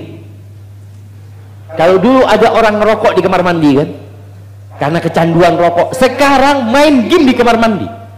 Sampai istrinya ketuk, iya kalau di rumahnya ada 2 kamar mandi, kamar mandinya 1. Suami dikunci sama dia supaya nggak ada yang ganggu, main game di sana. Ini sakit jiwa. Pernah ketemu yang kayak gini tuh? Ada Ustaz. Ada, alhamdulillah. Mudah-mudahan kasih hidayah. Amin Ustaz. Terus kalau bicara menonton debat, jemaah, debat ini termasuk yang mengeraskan hati. Antum jangan nonton debat. Apa pentingnya antum? Enggak, anak kepingin tahu Ustaz, mana dalilnya yang lebih benar. Antum nggak tahu, akhirnya nonton debat itu yang salah jadi benar menurut antum. Kenapa? Ngomongnya bagus. Makanya Nabi SAW ketika ada 2 orang yang bertikai, kemudian mereka berdebat, yang mengatakan ini hakku, Nabi SAW mengatakan sebagian kalian mungkin lebih pintar ngomong daripada yang lainnya, sehingga gara-gara omongan dia, hak ini aku berikan kepada dia, padahal bukan hak dia, tapi gara-gara mulut dia, maka kalau aku kasih yang bukan haknya, maka aku berikan kepada dia neraka. Begitu pula perdebatan. Jadi kalau menonton, tontonlah yang melembutkan hati, bukan mengeraskan hati. Hadza wallahu a'lam. Masya Allah. Kita Pertanyaan nontonin videonya Ustadz Syafiq aja, insya Allah umur kita nggak nyampe tuh ya, di YouTube aja gitu ya. Oh, iya benar itu Insya dia. Allah, benar, Ustadz, insya Allah. Sebagian orang nonton kalau kajian, mereka nontonnya mau tidur. Jadi ngantuk. Jadi buat Ditonton, nyabu, taruh Bos. ustadznya ini mungkin cuma 5 menit dia nonton. Setelah itu ustadznya ceramah, ditinggal tidur sama dia. Benar lagi ya? Iya. Iya, Anda juga suka pernah gitu. Maaf ya Ustaz ya. Iya. Oke, Brothers, ini pada dasarnya kita pengen Brothers bertanya langsung, tapi mohon maaf kita ternyata ada yang menyampaikan melalui WhatsApp. Insya Allah ini penting. Dia juga memakai anonim dari Aki Fulan. Jadi ini Brothers ya Ustaz. Assalamualaikum Ustaz. Saya terjebak dalam penyakit LGBT. Bagaimana caranya berlepas diri dari penyakit ini? Apakah berdosa jika saya memutuskan untuk tidak menikah karena khawatir tidak dapat mencintai pasangan saya dan berpotensi menyakiti perasaannya? Allahu Akbar jemaah. Ada anak khalifah di masa Abbasiyah, ya tahun 160-an lah jemaah.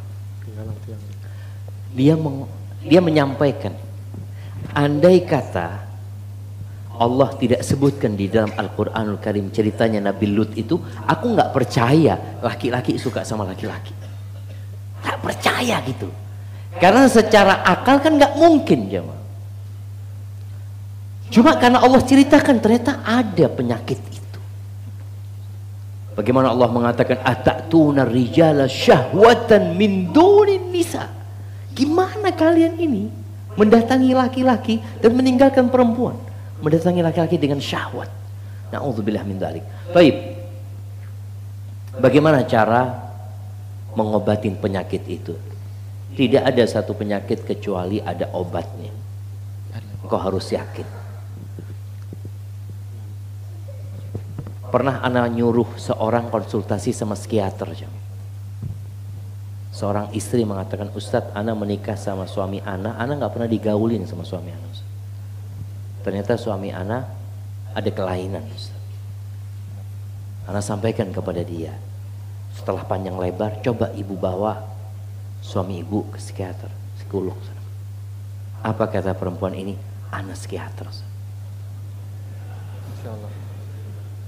Udah Ustaz. Ini kalau kita bicara hidayah, makanya kenapa jalan pertamanya minta sama Allah. Alhamdulillah dia bertanya menunjukkan dia punya keinginan berubah. Allah mengatakan innaka la tahdi man ahbabta engkau tidak akan dapat memberikan hidayah kepada orang yang kau cintai. Nabi ingin pamannya dapat hidayah. Abu Talib itu kepingin dia itu masuk Islam. Tapi kata Allah, innaka la tahdi man ahbabta, walakinnallah yahdi man yasha. Akan tetapi Allah lah yang memberikan hidayah kepada siapa yang Allah kehendaki. Wa huwa a'lamu bil muhtadin. Allah lebih tahu siapa yang pantas mendapatkan hidayah. Maka sekarang bagaimana kondisi teman-teman kita yang sakit ini berusaha untuk menjemput hidayah, memperbaiki jiwanya. Dia berbaik sangka sama Allah Azza wa Jalla. Dia hindari semua hal yang menyebabkan dia kembali ke masa lalu dia. Ada juga cerita seorang istri mengatakan, Ustaz, anak punya suami ini, Ustaz. Iya, dia na'udzubillah homo dia, Ustaz. Setiap ke kota itu ada kawannya, Ustaz. Ke kota ini ada kawannya, kota ini ya ternyata via media, jadi sudah ada jaringan itu. Maka buat dia harus dia putus semuanya. Dia putus, dia kemudian ganti lingkungan yang baik. Yang ketiga, nikah dia.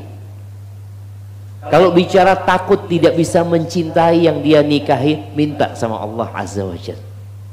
Allah yang membuat kita cinta, Allah yang membuat kita benci. Pernah ada satu orang namanya Thumamah bin Athal, seorang sahabat. Dia mengatakan setelah dia masuk Islam, dia mengatakan, wallah demi Allah tidak ada wajah yang lebih aku benci daripada wajah. Dan sekarang wajahmu menjadi wajah yang paling aku cintai. Tidak ada negeri yang lebih aku benci daripada negerimu. Orang kalau sudah benci jamaah itu akan benci kepada semuanya. Benci orangnya, benci negerinya, benci mobilnya, benci sandalnya dia benci.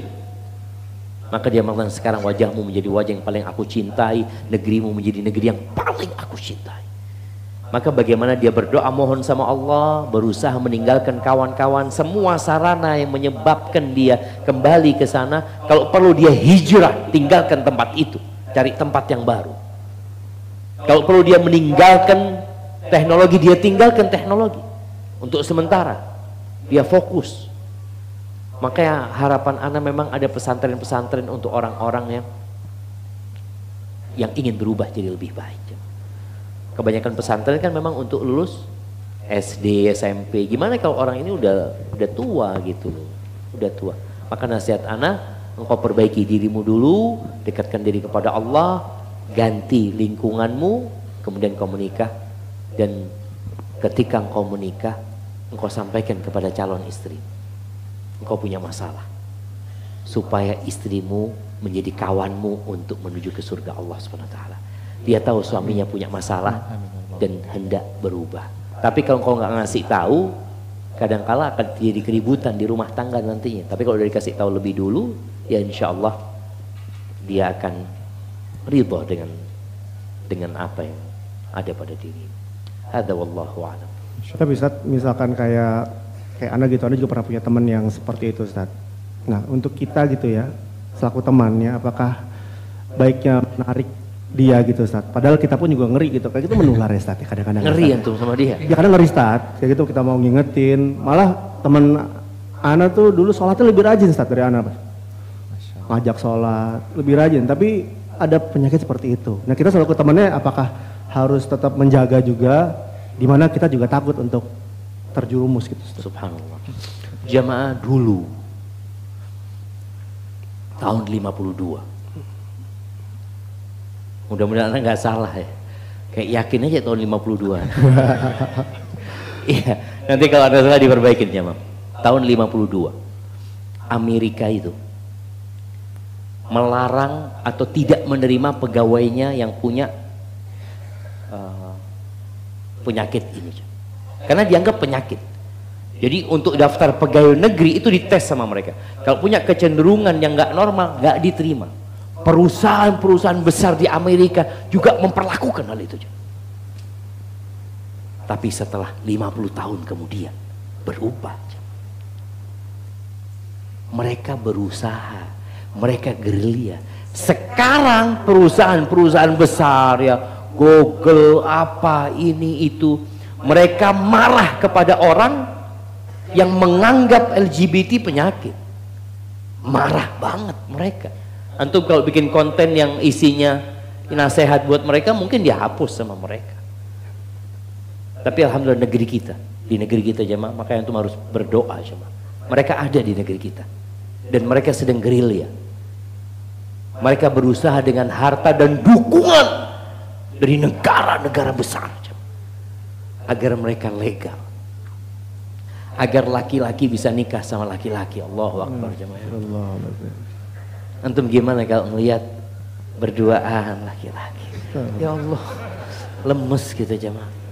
Keker sama keker lagi Ustaz ya. Gimana? Keker sama keker gitu. Allah. Aduh ngeri. Ustaz jangan sampai ya.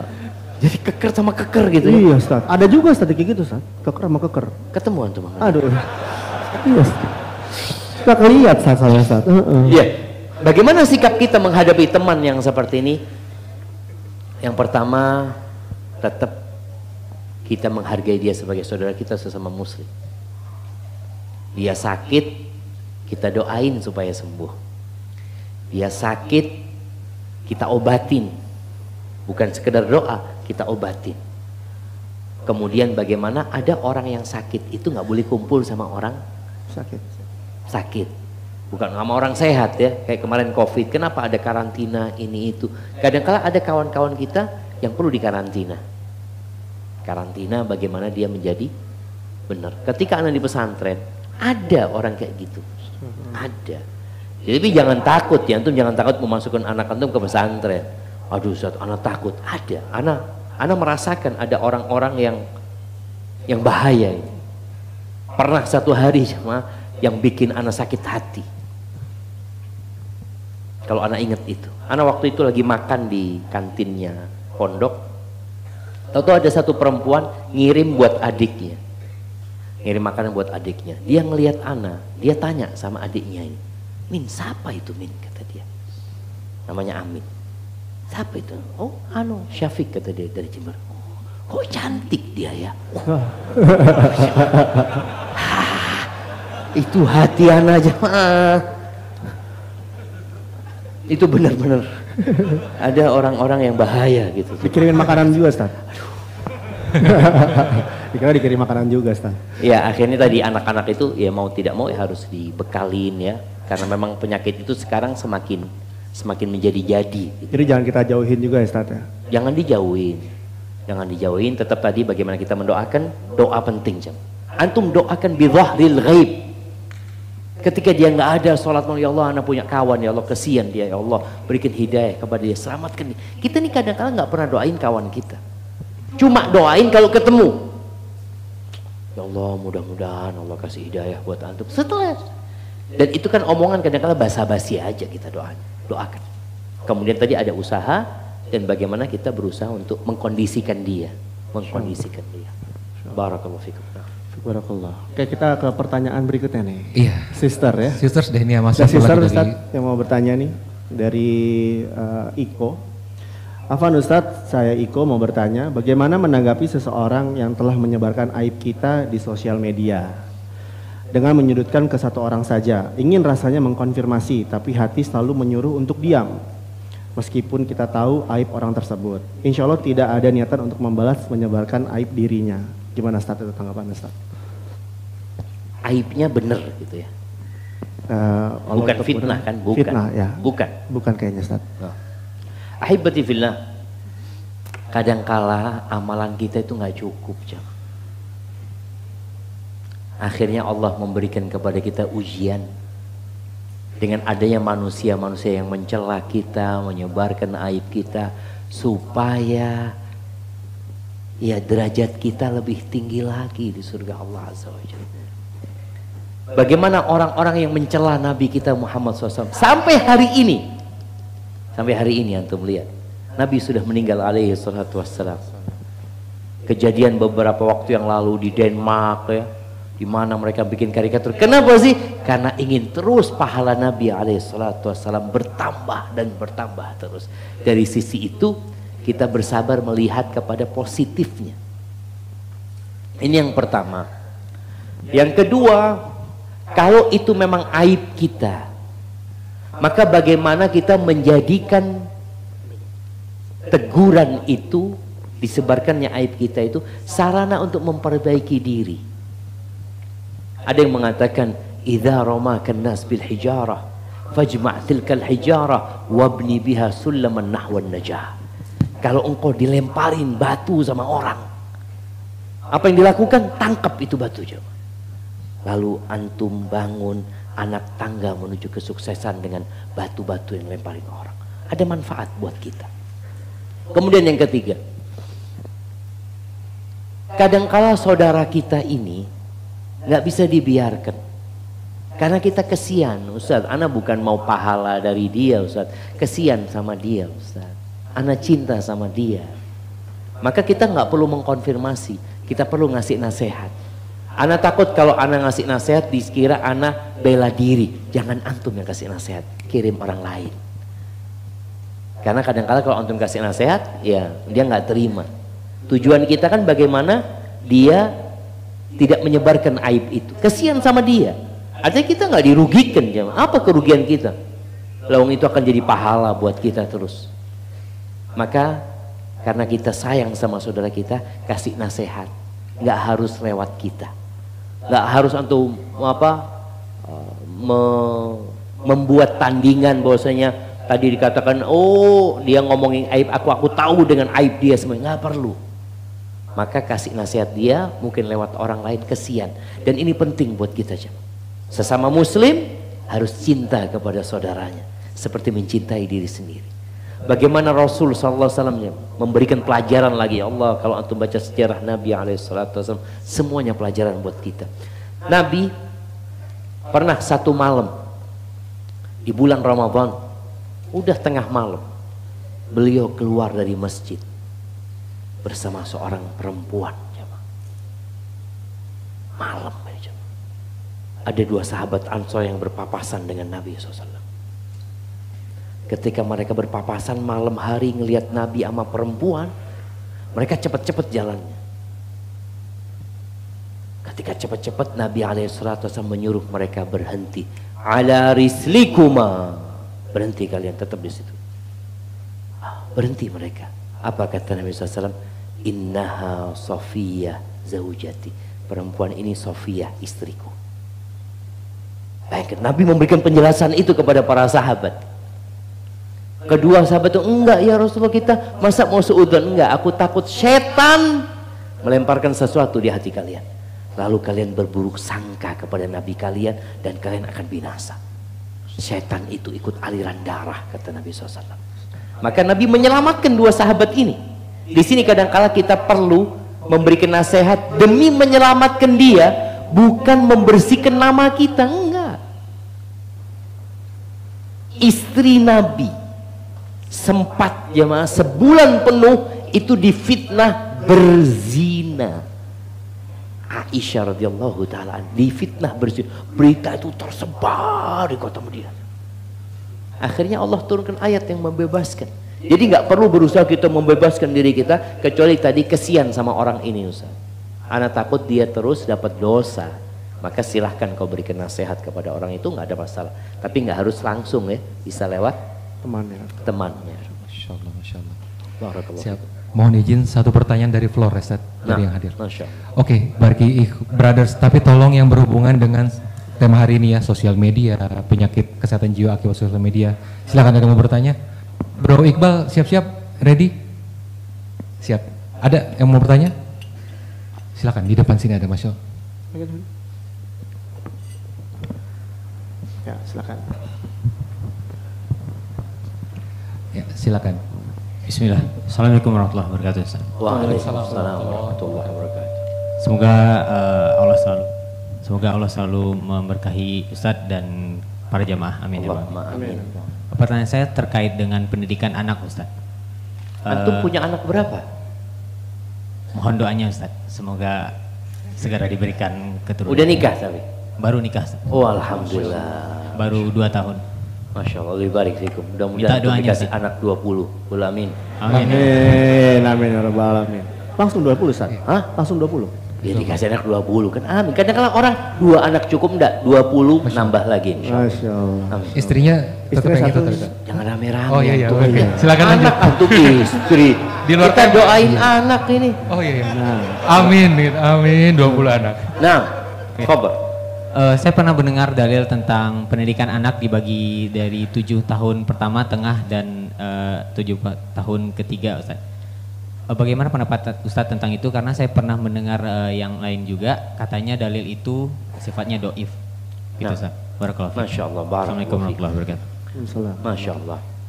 Iya jemaah, berkaitan dengan mendidik anak ini memang umur anak itu bertambah dan kondisi anak berubah-ubah. Kalau dikatakan 7 tahun pertama, 7 tahun kedua, 7 tahun ketiga, memang hadisnya nggak benar.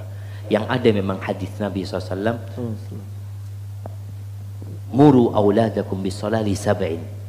Kata Nabi, suruh anak kalian sholat sejak umur 7 tahun. Jadi itu fase yang sudah berubah. Ketika sebelum 7 tahun, anak-anak tuh kadang-kadang belum bisa disuruh. Maka orang tua nggak bisa nyuruh-nyuruh anaknya, tapi lebih kepada ngajak anaknya, bawa anaknya. Contoh nih ibu ya, Masya Allah. Ibu itu kalau anaknya masih umur 6 tahun, umpamanya bapaknya keluar kota, anaknya 6 tahun mau disuruh ke masjid. Kadang-kadang dia nggak ke masjid, nggak nyampe masjid dia. Nak, masjid nak, iya bu, nggak tahu di rumahnya tetangga dia. Belum bisa dia, tapi bisanya diajak. Maka ada seorang ibu yang Masya Allah coba. Itu dia nganter anaknya ke masjid, nggak nyuruh. Disuruh kapan? Umur 7 tahun. Dan kalau kita lihat di negeri kita ini, memang anak itu masuk SD umur 7 tahun tuh. Jadi memang sudah bisa disuruh anak-anak ketika itu. Jadi ada perbedaan. Kemudian ketika setelah 7 tahun itu, ya nggak sama dengan sebelumnya. Kalau sebelumnya anak-anak tuh cuma menghafal. Setelah 7 tahun itu, pendidikannya bukan hanya menghafal lagi, tapi bagaimana memahami. Walaupun 7 tahun pun nggak bisa memahami full ya, nalarnya belum sempurna. Makanya kadang-kala pelajaran di sekolah SD kita, kadang-kala pelajaran itu kayaknya kurang tepat buat anak-anak itu. Karena anak-anak itu disuruh nalar.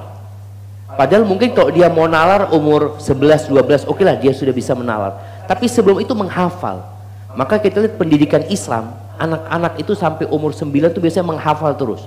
Menghafal Quran, menghafal hadis, menghafal kitab ulama. Kenapa? Karena memang pada waktu itu dia hanya bisa menghafal. Nalarnya masih lemah. Setelah itu baru nalar. Makanya ada pelajaran di buku-buku SD kita itu, anak itu disuruh membaca naskah, terus disuruh menyimpulkan. Iya, itu nggak tepat gitu loh. Anak itu belum bisa nalar, tapi diajarin aja suruh menghafal. Menghafal ini, cerita umpamanya tentang Jawa Timur ya. Di situ disebutkan ibu kotanya Surabaya, di situ nama kotanya kota pahlawan. Ini dicerita. Setelah itu ada pertanyaan. Dia akhirnya baca lagi. Setiap satu pertanyaan, baca lagi apa ya jawabannya. Seharusnya dia dikasih tahu menghafal. Ibu kota Jawa Timur Surabaya. Udah dihafal aja. Nggak perlu dia menalar. Nanti ada waktunya dia menalar. Jadi perbedaan itu sesuai dengan psikolog anak sebenarnya. Tapi kalau dikatakan dalilnya memang tidak sahih. Hadza wallahu a'lam bishawab. Nah, masalah Ya, ini masalah gadget ya, subhanallah. Anak kalau nggak salah baca waktu itu.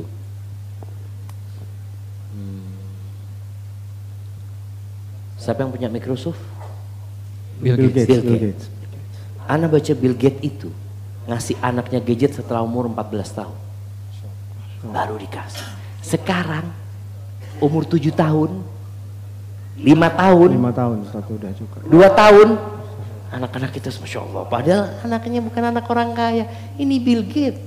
Subhanallah jemaah. Itu, jadi bapak-bapak kasih anaknya mulai umur berapa? 14 tahun. Iya, mungkin lah dia sudah mulai bisa paham ya. Dia mulai bisa. Ya kadang kita selaku orang tua gitu saat kalau ngomongin pendidikan. Untuk Gimana?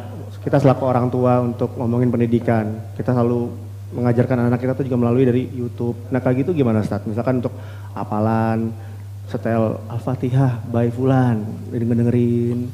Sebenarnya nggak ada masalah, itu memanfaatkan teknologi ya, memanfaatkan teknologi. Jadi sekarang ini jamaah, seharusnya kita itu ya insya Allah lebih mudah menghafalkan Al-Quran daripada orang dulu. Kenapa?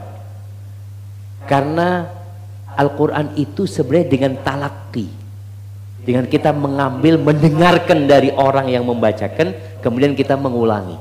Sekarang antum bisa berguru langsung sama Syekh Shuraim Al-Fatihah, bisa langsung didengerin. Bicara juz amma.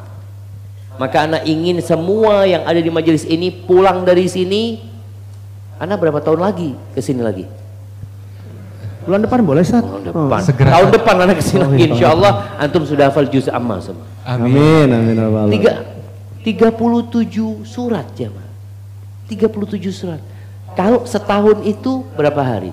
350 54. 366. 365 Ustaz. 65 itu kan Masehi. Hijriah. Yang Hijriah berapa? 354 nih Ustaz. 54. Iya. 54. Itu bayangin ya, kalau antum menghafal tiap 10 hari aja satu surat dengan mendengarkan, bas terus dengerin nanti, insya Allah hafal. Jadi nggak ada masalah ketika orang tua, cuma itu tolong anaknya itu jangan dikasih handphone ditinggal. Jadi ngajarin orang tuanya, Ustaz. Anak ngelihat anak-anak sama emaknya dikasih, yo Yusuf dengerin, emaknya masak diganti sama dia. Jago Ustaz ya. Jago ya jadinya. Nah, emaknya harus ada gitu loh. Barakallahu fiik. Masya Allah. Aduh. Waktu juga nih ya yang Iya, sudah- Masya Allah. Barakallahu fikum brothers sisters. Kita nampaknya terbatas dengan waktu. Semoga yang telah mengirimkan pertanyaan melalui tertulis atau berniat atau melalui WA dibalas oleh Allah dengan pahala berlimpah karena telah menjalankan perintah Allah. Kita akan Tapi bro, Ana ada Iya, ada pertanyaan sedikit penutup. Pertanyaan nih, Ustaz. Pertanyaan Buat penutup kita-kita sebagai di sini, kesimpulan Ustaz. insya Allah Ta'ala kita dengarkan. Mari. Apalagi hari ini di Gahayu Republik Indonesia ke 77 tahun, Ustaz. Buat kita para muda-mudi rakyat Indonesia, apalagi yang kita sudah saya dibilang tidak bisa lepas dari dunia digital ya, Ustaz ya. Mohon nasihatnya, Ustaz, buat kita agar kedepannya, apalagi untuk diri kita pribadi dan untuk negara itu bagaimana, Ustaz? Masya Allah, barakallahu fikum. Jamaah kita itu merdeka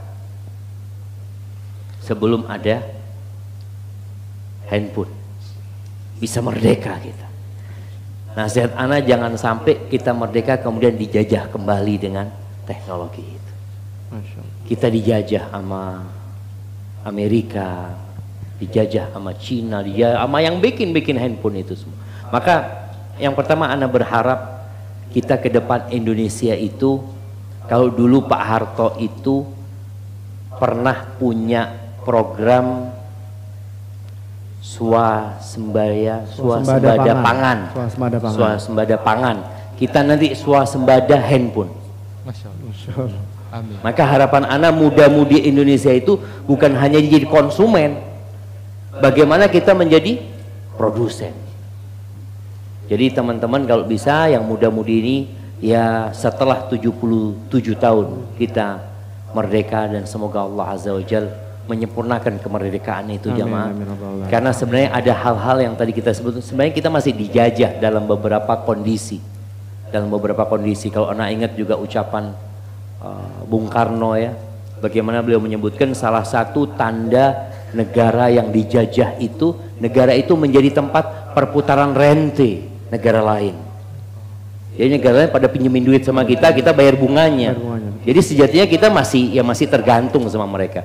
Maka harapan anak semua anak muda-mudi Indonesia ini yang tengah belajar agama, karena kita merdeka atas dasar rahmat Allah yang Maha Kuasa. Masya Allah. Masya Allah. Kalau kita nggak kenal sama Allah yang kasih kemerdekaan sama kita, maka gimana kita akan mensyukuri nikmat kemerdekaan ini? Perjuangan sudah lama berjuang, nggak merdeka-merdeka. Bener. Kita dijajah berapa tahun? 350 tahun. Berapa generasi? Udah mati belum merdeka. Udah mati belum merdeka. Maka disebutkan di pembukaan undang-undang itu atas dasar rahmat Allah ya. Yang maha kuasa, yang maha esa, yang memberikan segalanya. Maka muda-mudi tolong ingat dengan yang memberikan kemerdekaan, sehingga kita bisa menjalankan perintah-perintahnya. Mungkinkah kita dijajah kembali? Terbuka penjajahannya. Mungkin. Kita lihat Rusia menyerang Ukraina. Negara lain ngapain? Nonton kirim senjata, kirim senjata, perang-perangan ini jemaah. Sampai kata SBY mungkin akan terjadi perang dunia ketiga. Mungkin aja kalau dibiarkan ini terjadi. Maka tolong kembali kepada Allah Azza wa Jal, mudah-mudahan Indonesia. Kemudian yang kedua, jangan tanyakan apa yang diberikan negara ini kepada kita. Kenapa? Karena negara ini milik kita. Milik kita bersama. Maka kita harus berpikir, apa kontribusi anak buat negeri ini? Ketika Nabi SAW ditanya orang yang paling dicintai Allah Azza wa Jalla, apa kata beliau SAW? Anfa'uhum linnas. Orang yang paling dicintai Allah adalah orang yang paling bermanfaat buat orang lain. Maka sekarang bagaimana kita menjadi orang-orang yang bermanfaat buat orang lain secara pribadi, secara kenegaraan kita memberikan manfaat. Teman-teman ada yang kerja di pemerintahan, tolong jangan korupsi. Yang kerja di pemerintahan, wallahi nangis anak kalau dengar cerita jamaah. Ada kawan kerja di Singapura, kemudian dia karena orang pinter bagus diambil sama Indonesia. Dia ngomong, Ustadz, ketika anak kerja di Singapura, Ustadz, nggak ada yang bocor, Ustadz, nggak ada. Ketika anak ke Indonesia, wallahi bocor di mana-mana. Kata dia. Maka tadi ketika antum kerja di negara, tolong antum tutup yang bocor-bocor itu. Ustadz, ini bukan bicara bocor, pecah Ustadz. Aduh, ganti embernya. Tapi yang jelas tadi bagaimana keberadaan antum ketika menjadi abdi negara, antum ingat sama Allah Azza wa Jalla. Oke, nggak ada kamera yang melihat antum, tidak ada KPK yang dapat memegang antum, tapi Allah Azza wa Jalla senantiasa melihat dan mengawasin kita, sehingga kita semua memiliki kontribusi baik buat negeri ini. Masih ada generasi selanjutnya insya Allah jamaah, dan semoga Allah menjaga negeri kita dengan amin, antum amin, ketika amin, menjadi orang baik, amin. Allah akan jaga negeri kita insya Allah. Barakallahu Amin. fikum. Masya Allah, Alhamdulillah. Kita sampai di penghujung Seger ya jam. jadinya ya? Iya, Masya Allah. Keep posting positive content ya, Benar brother banget. sisters ya, dan juga simak konten yang positif juga gitu ya. Dan yang pasti juga jaga jarinya dari Iya. hal-hal yang negatif. Betul. Masya Allah. Kita berlindung kepada Allah dari keburukan jari jemari kita. Siap. Ustaz, Siap. terima kasih banyak atas ilmunya Ustaz. Jazakumullah khair Ustaz. Jazakallahu khairan, barakallahu fiik. Dan Hayya. brother sister, terima kasih juga atas waktunya sudah datang di Masjid Agung Al-Azhar. Kita tutup dengan doa kafaratul majelis. Subhanallah Subhanakallahumma wa bihamdika, bihamdika, asyhadu an la ilaha illa anta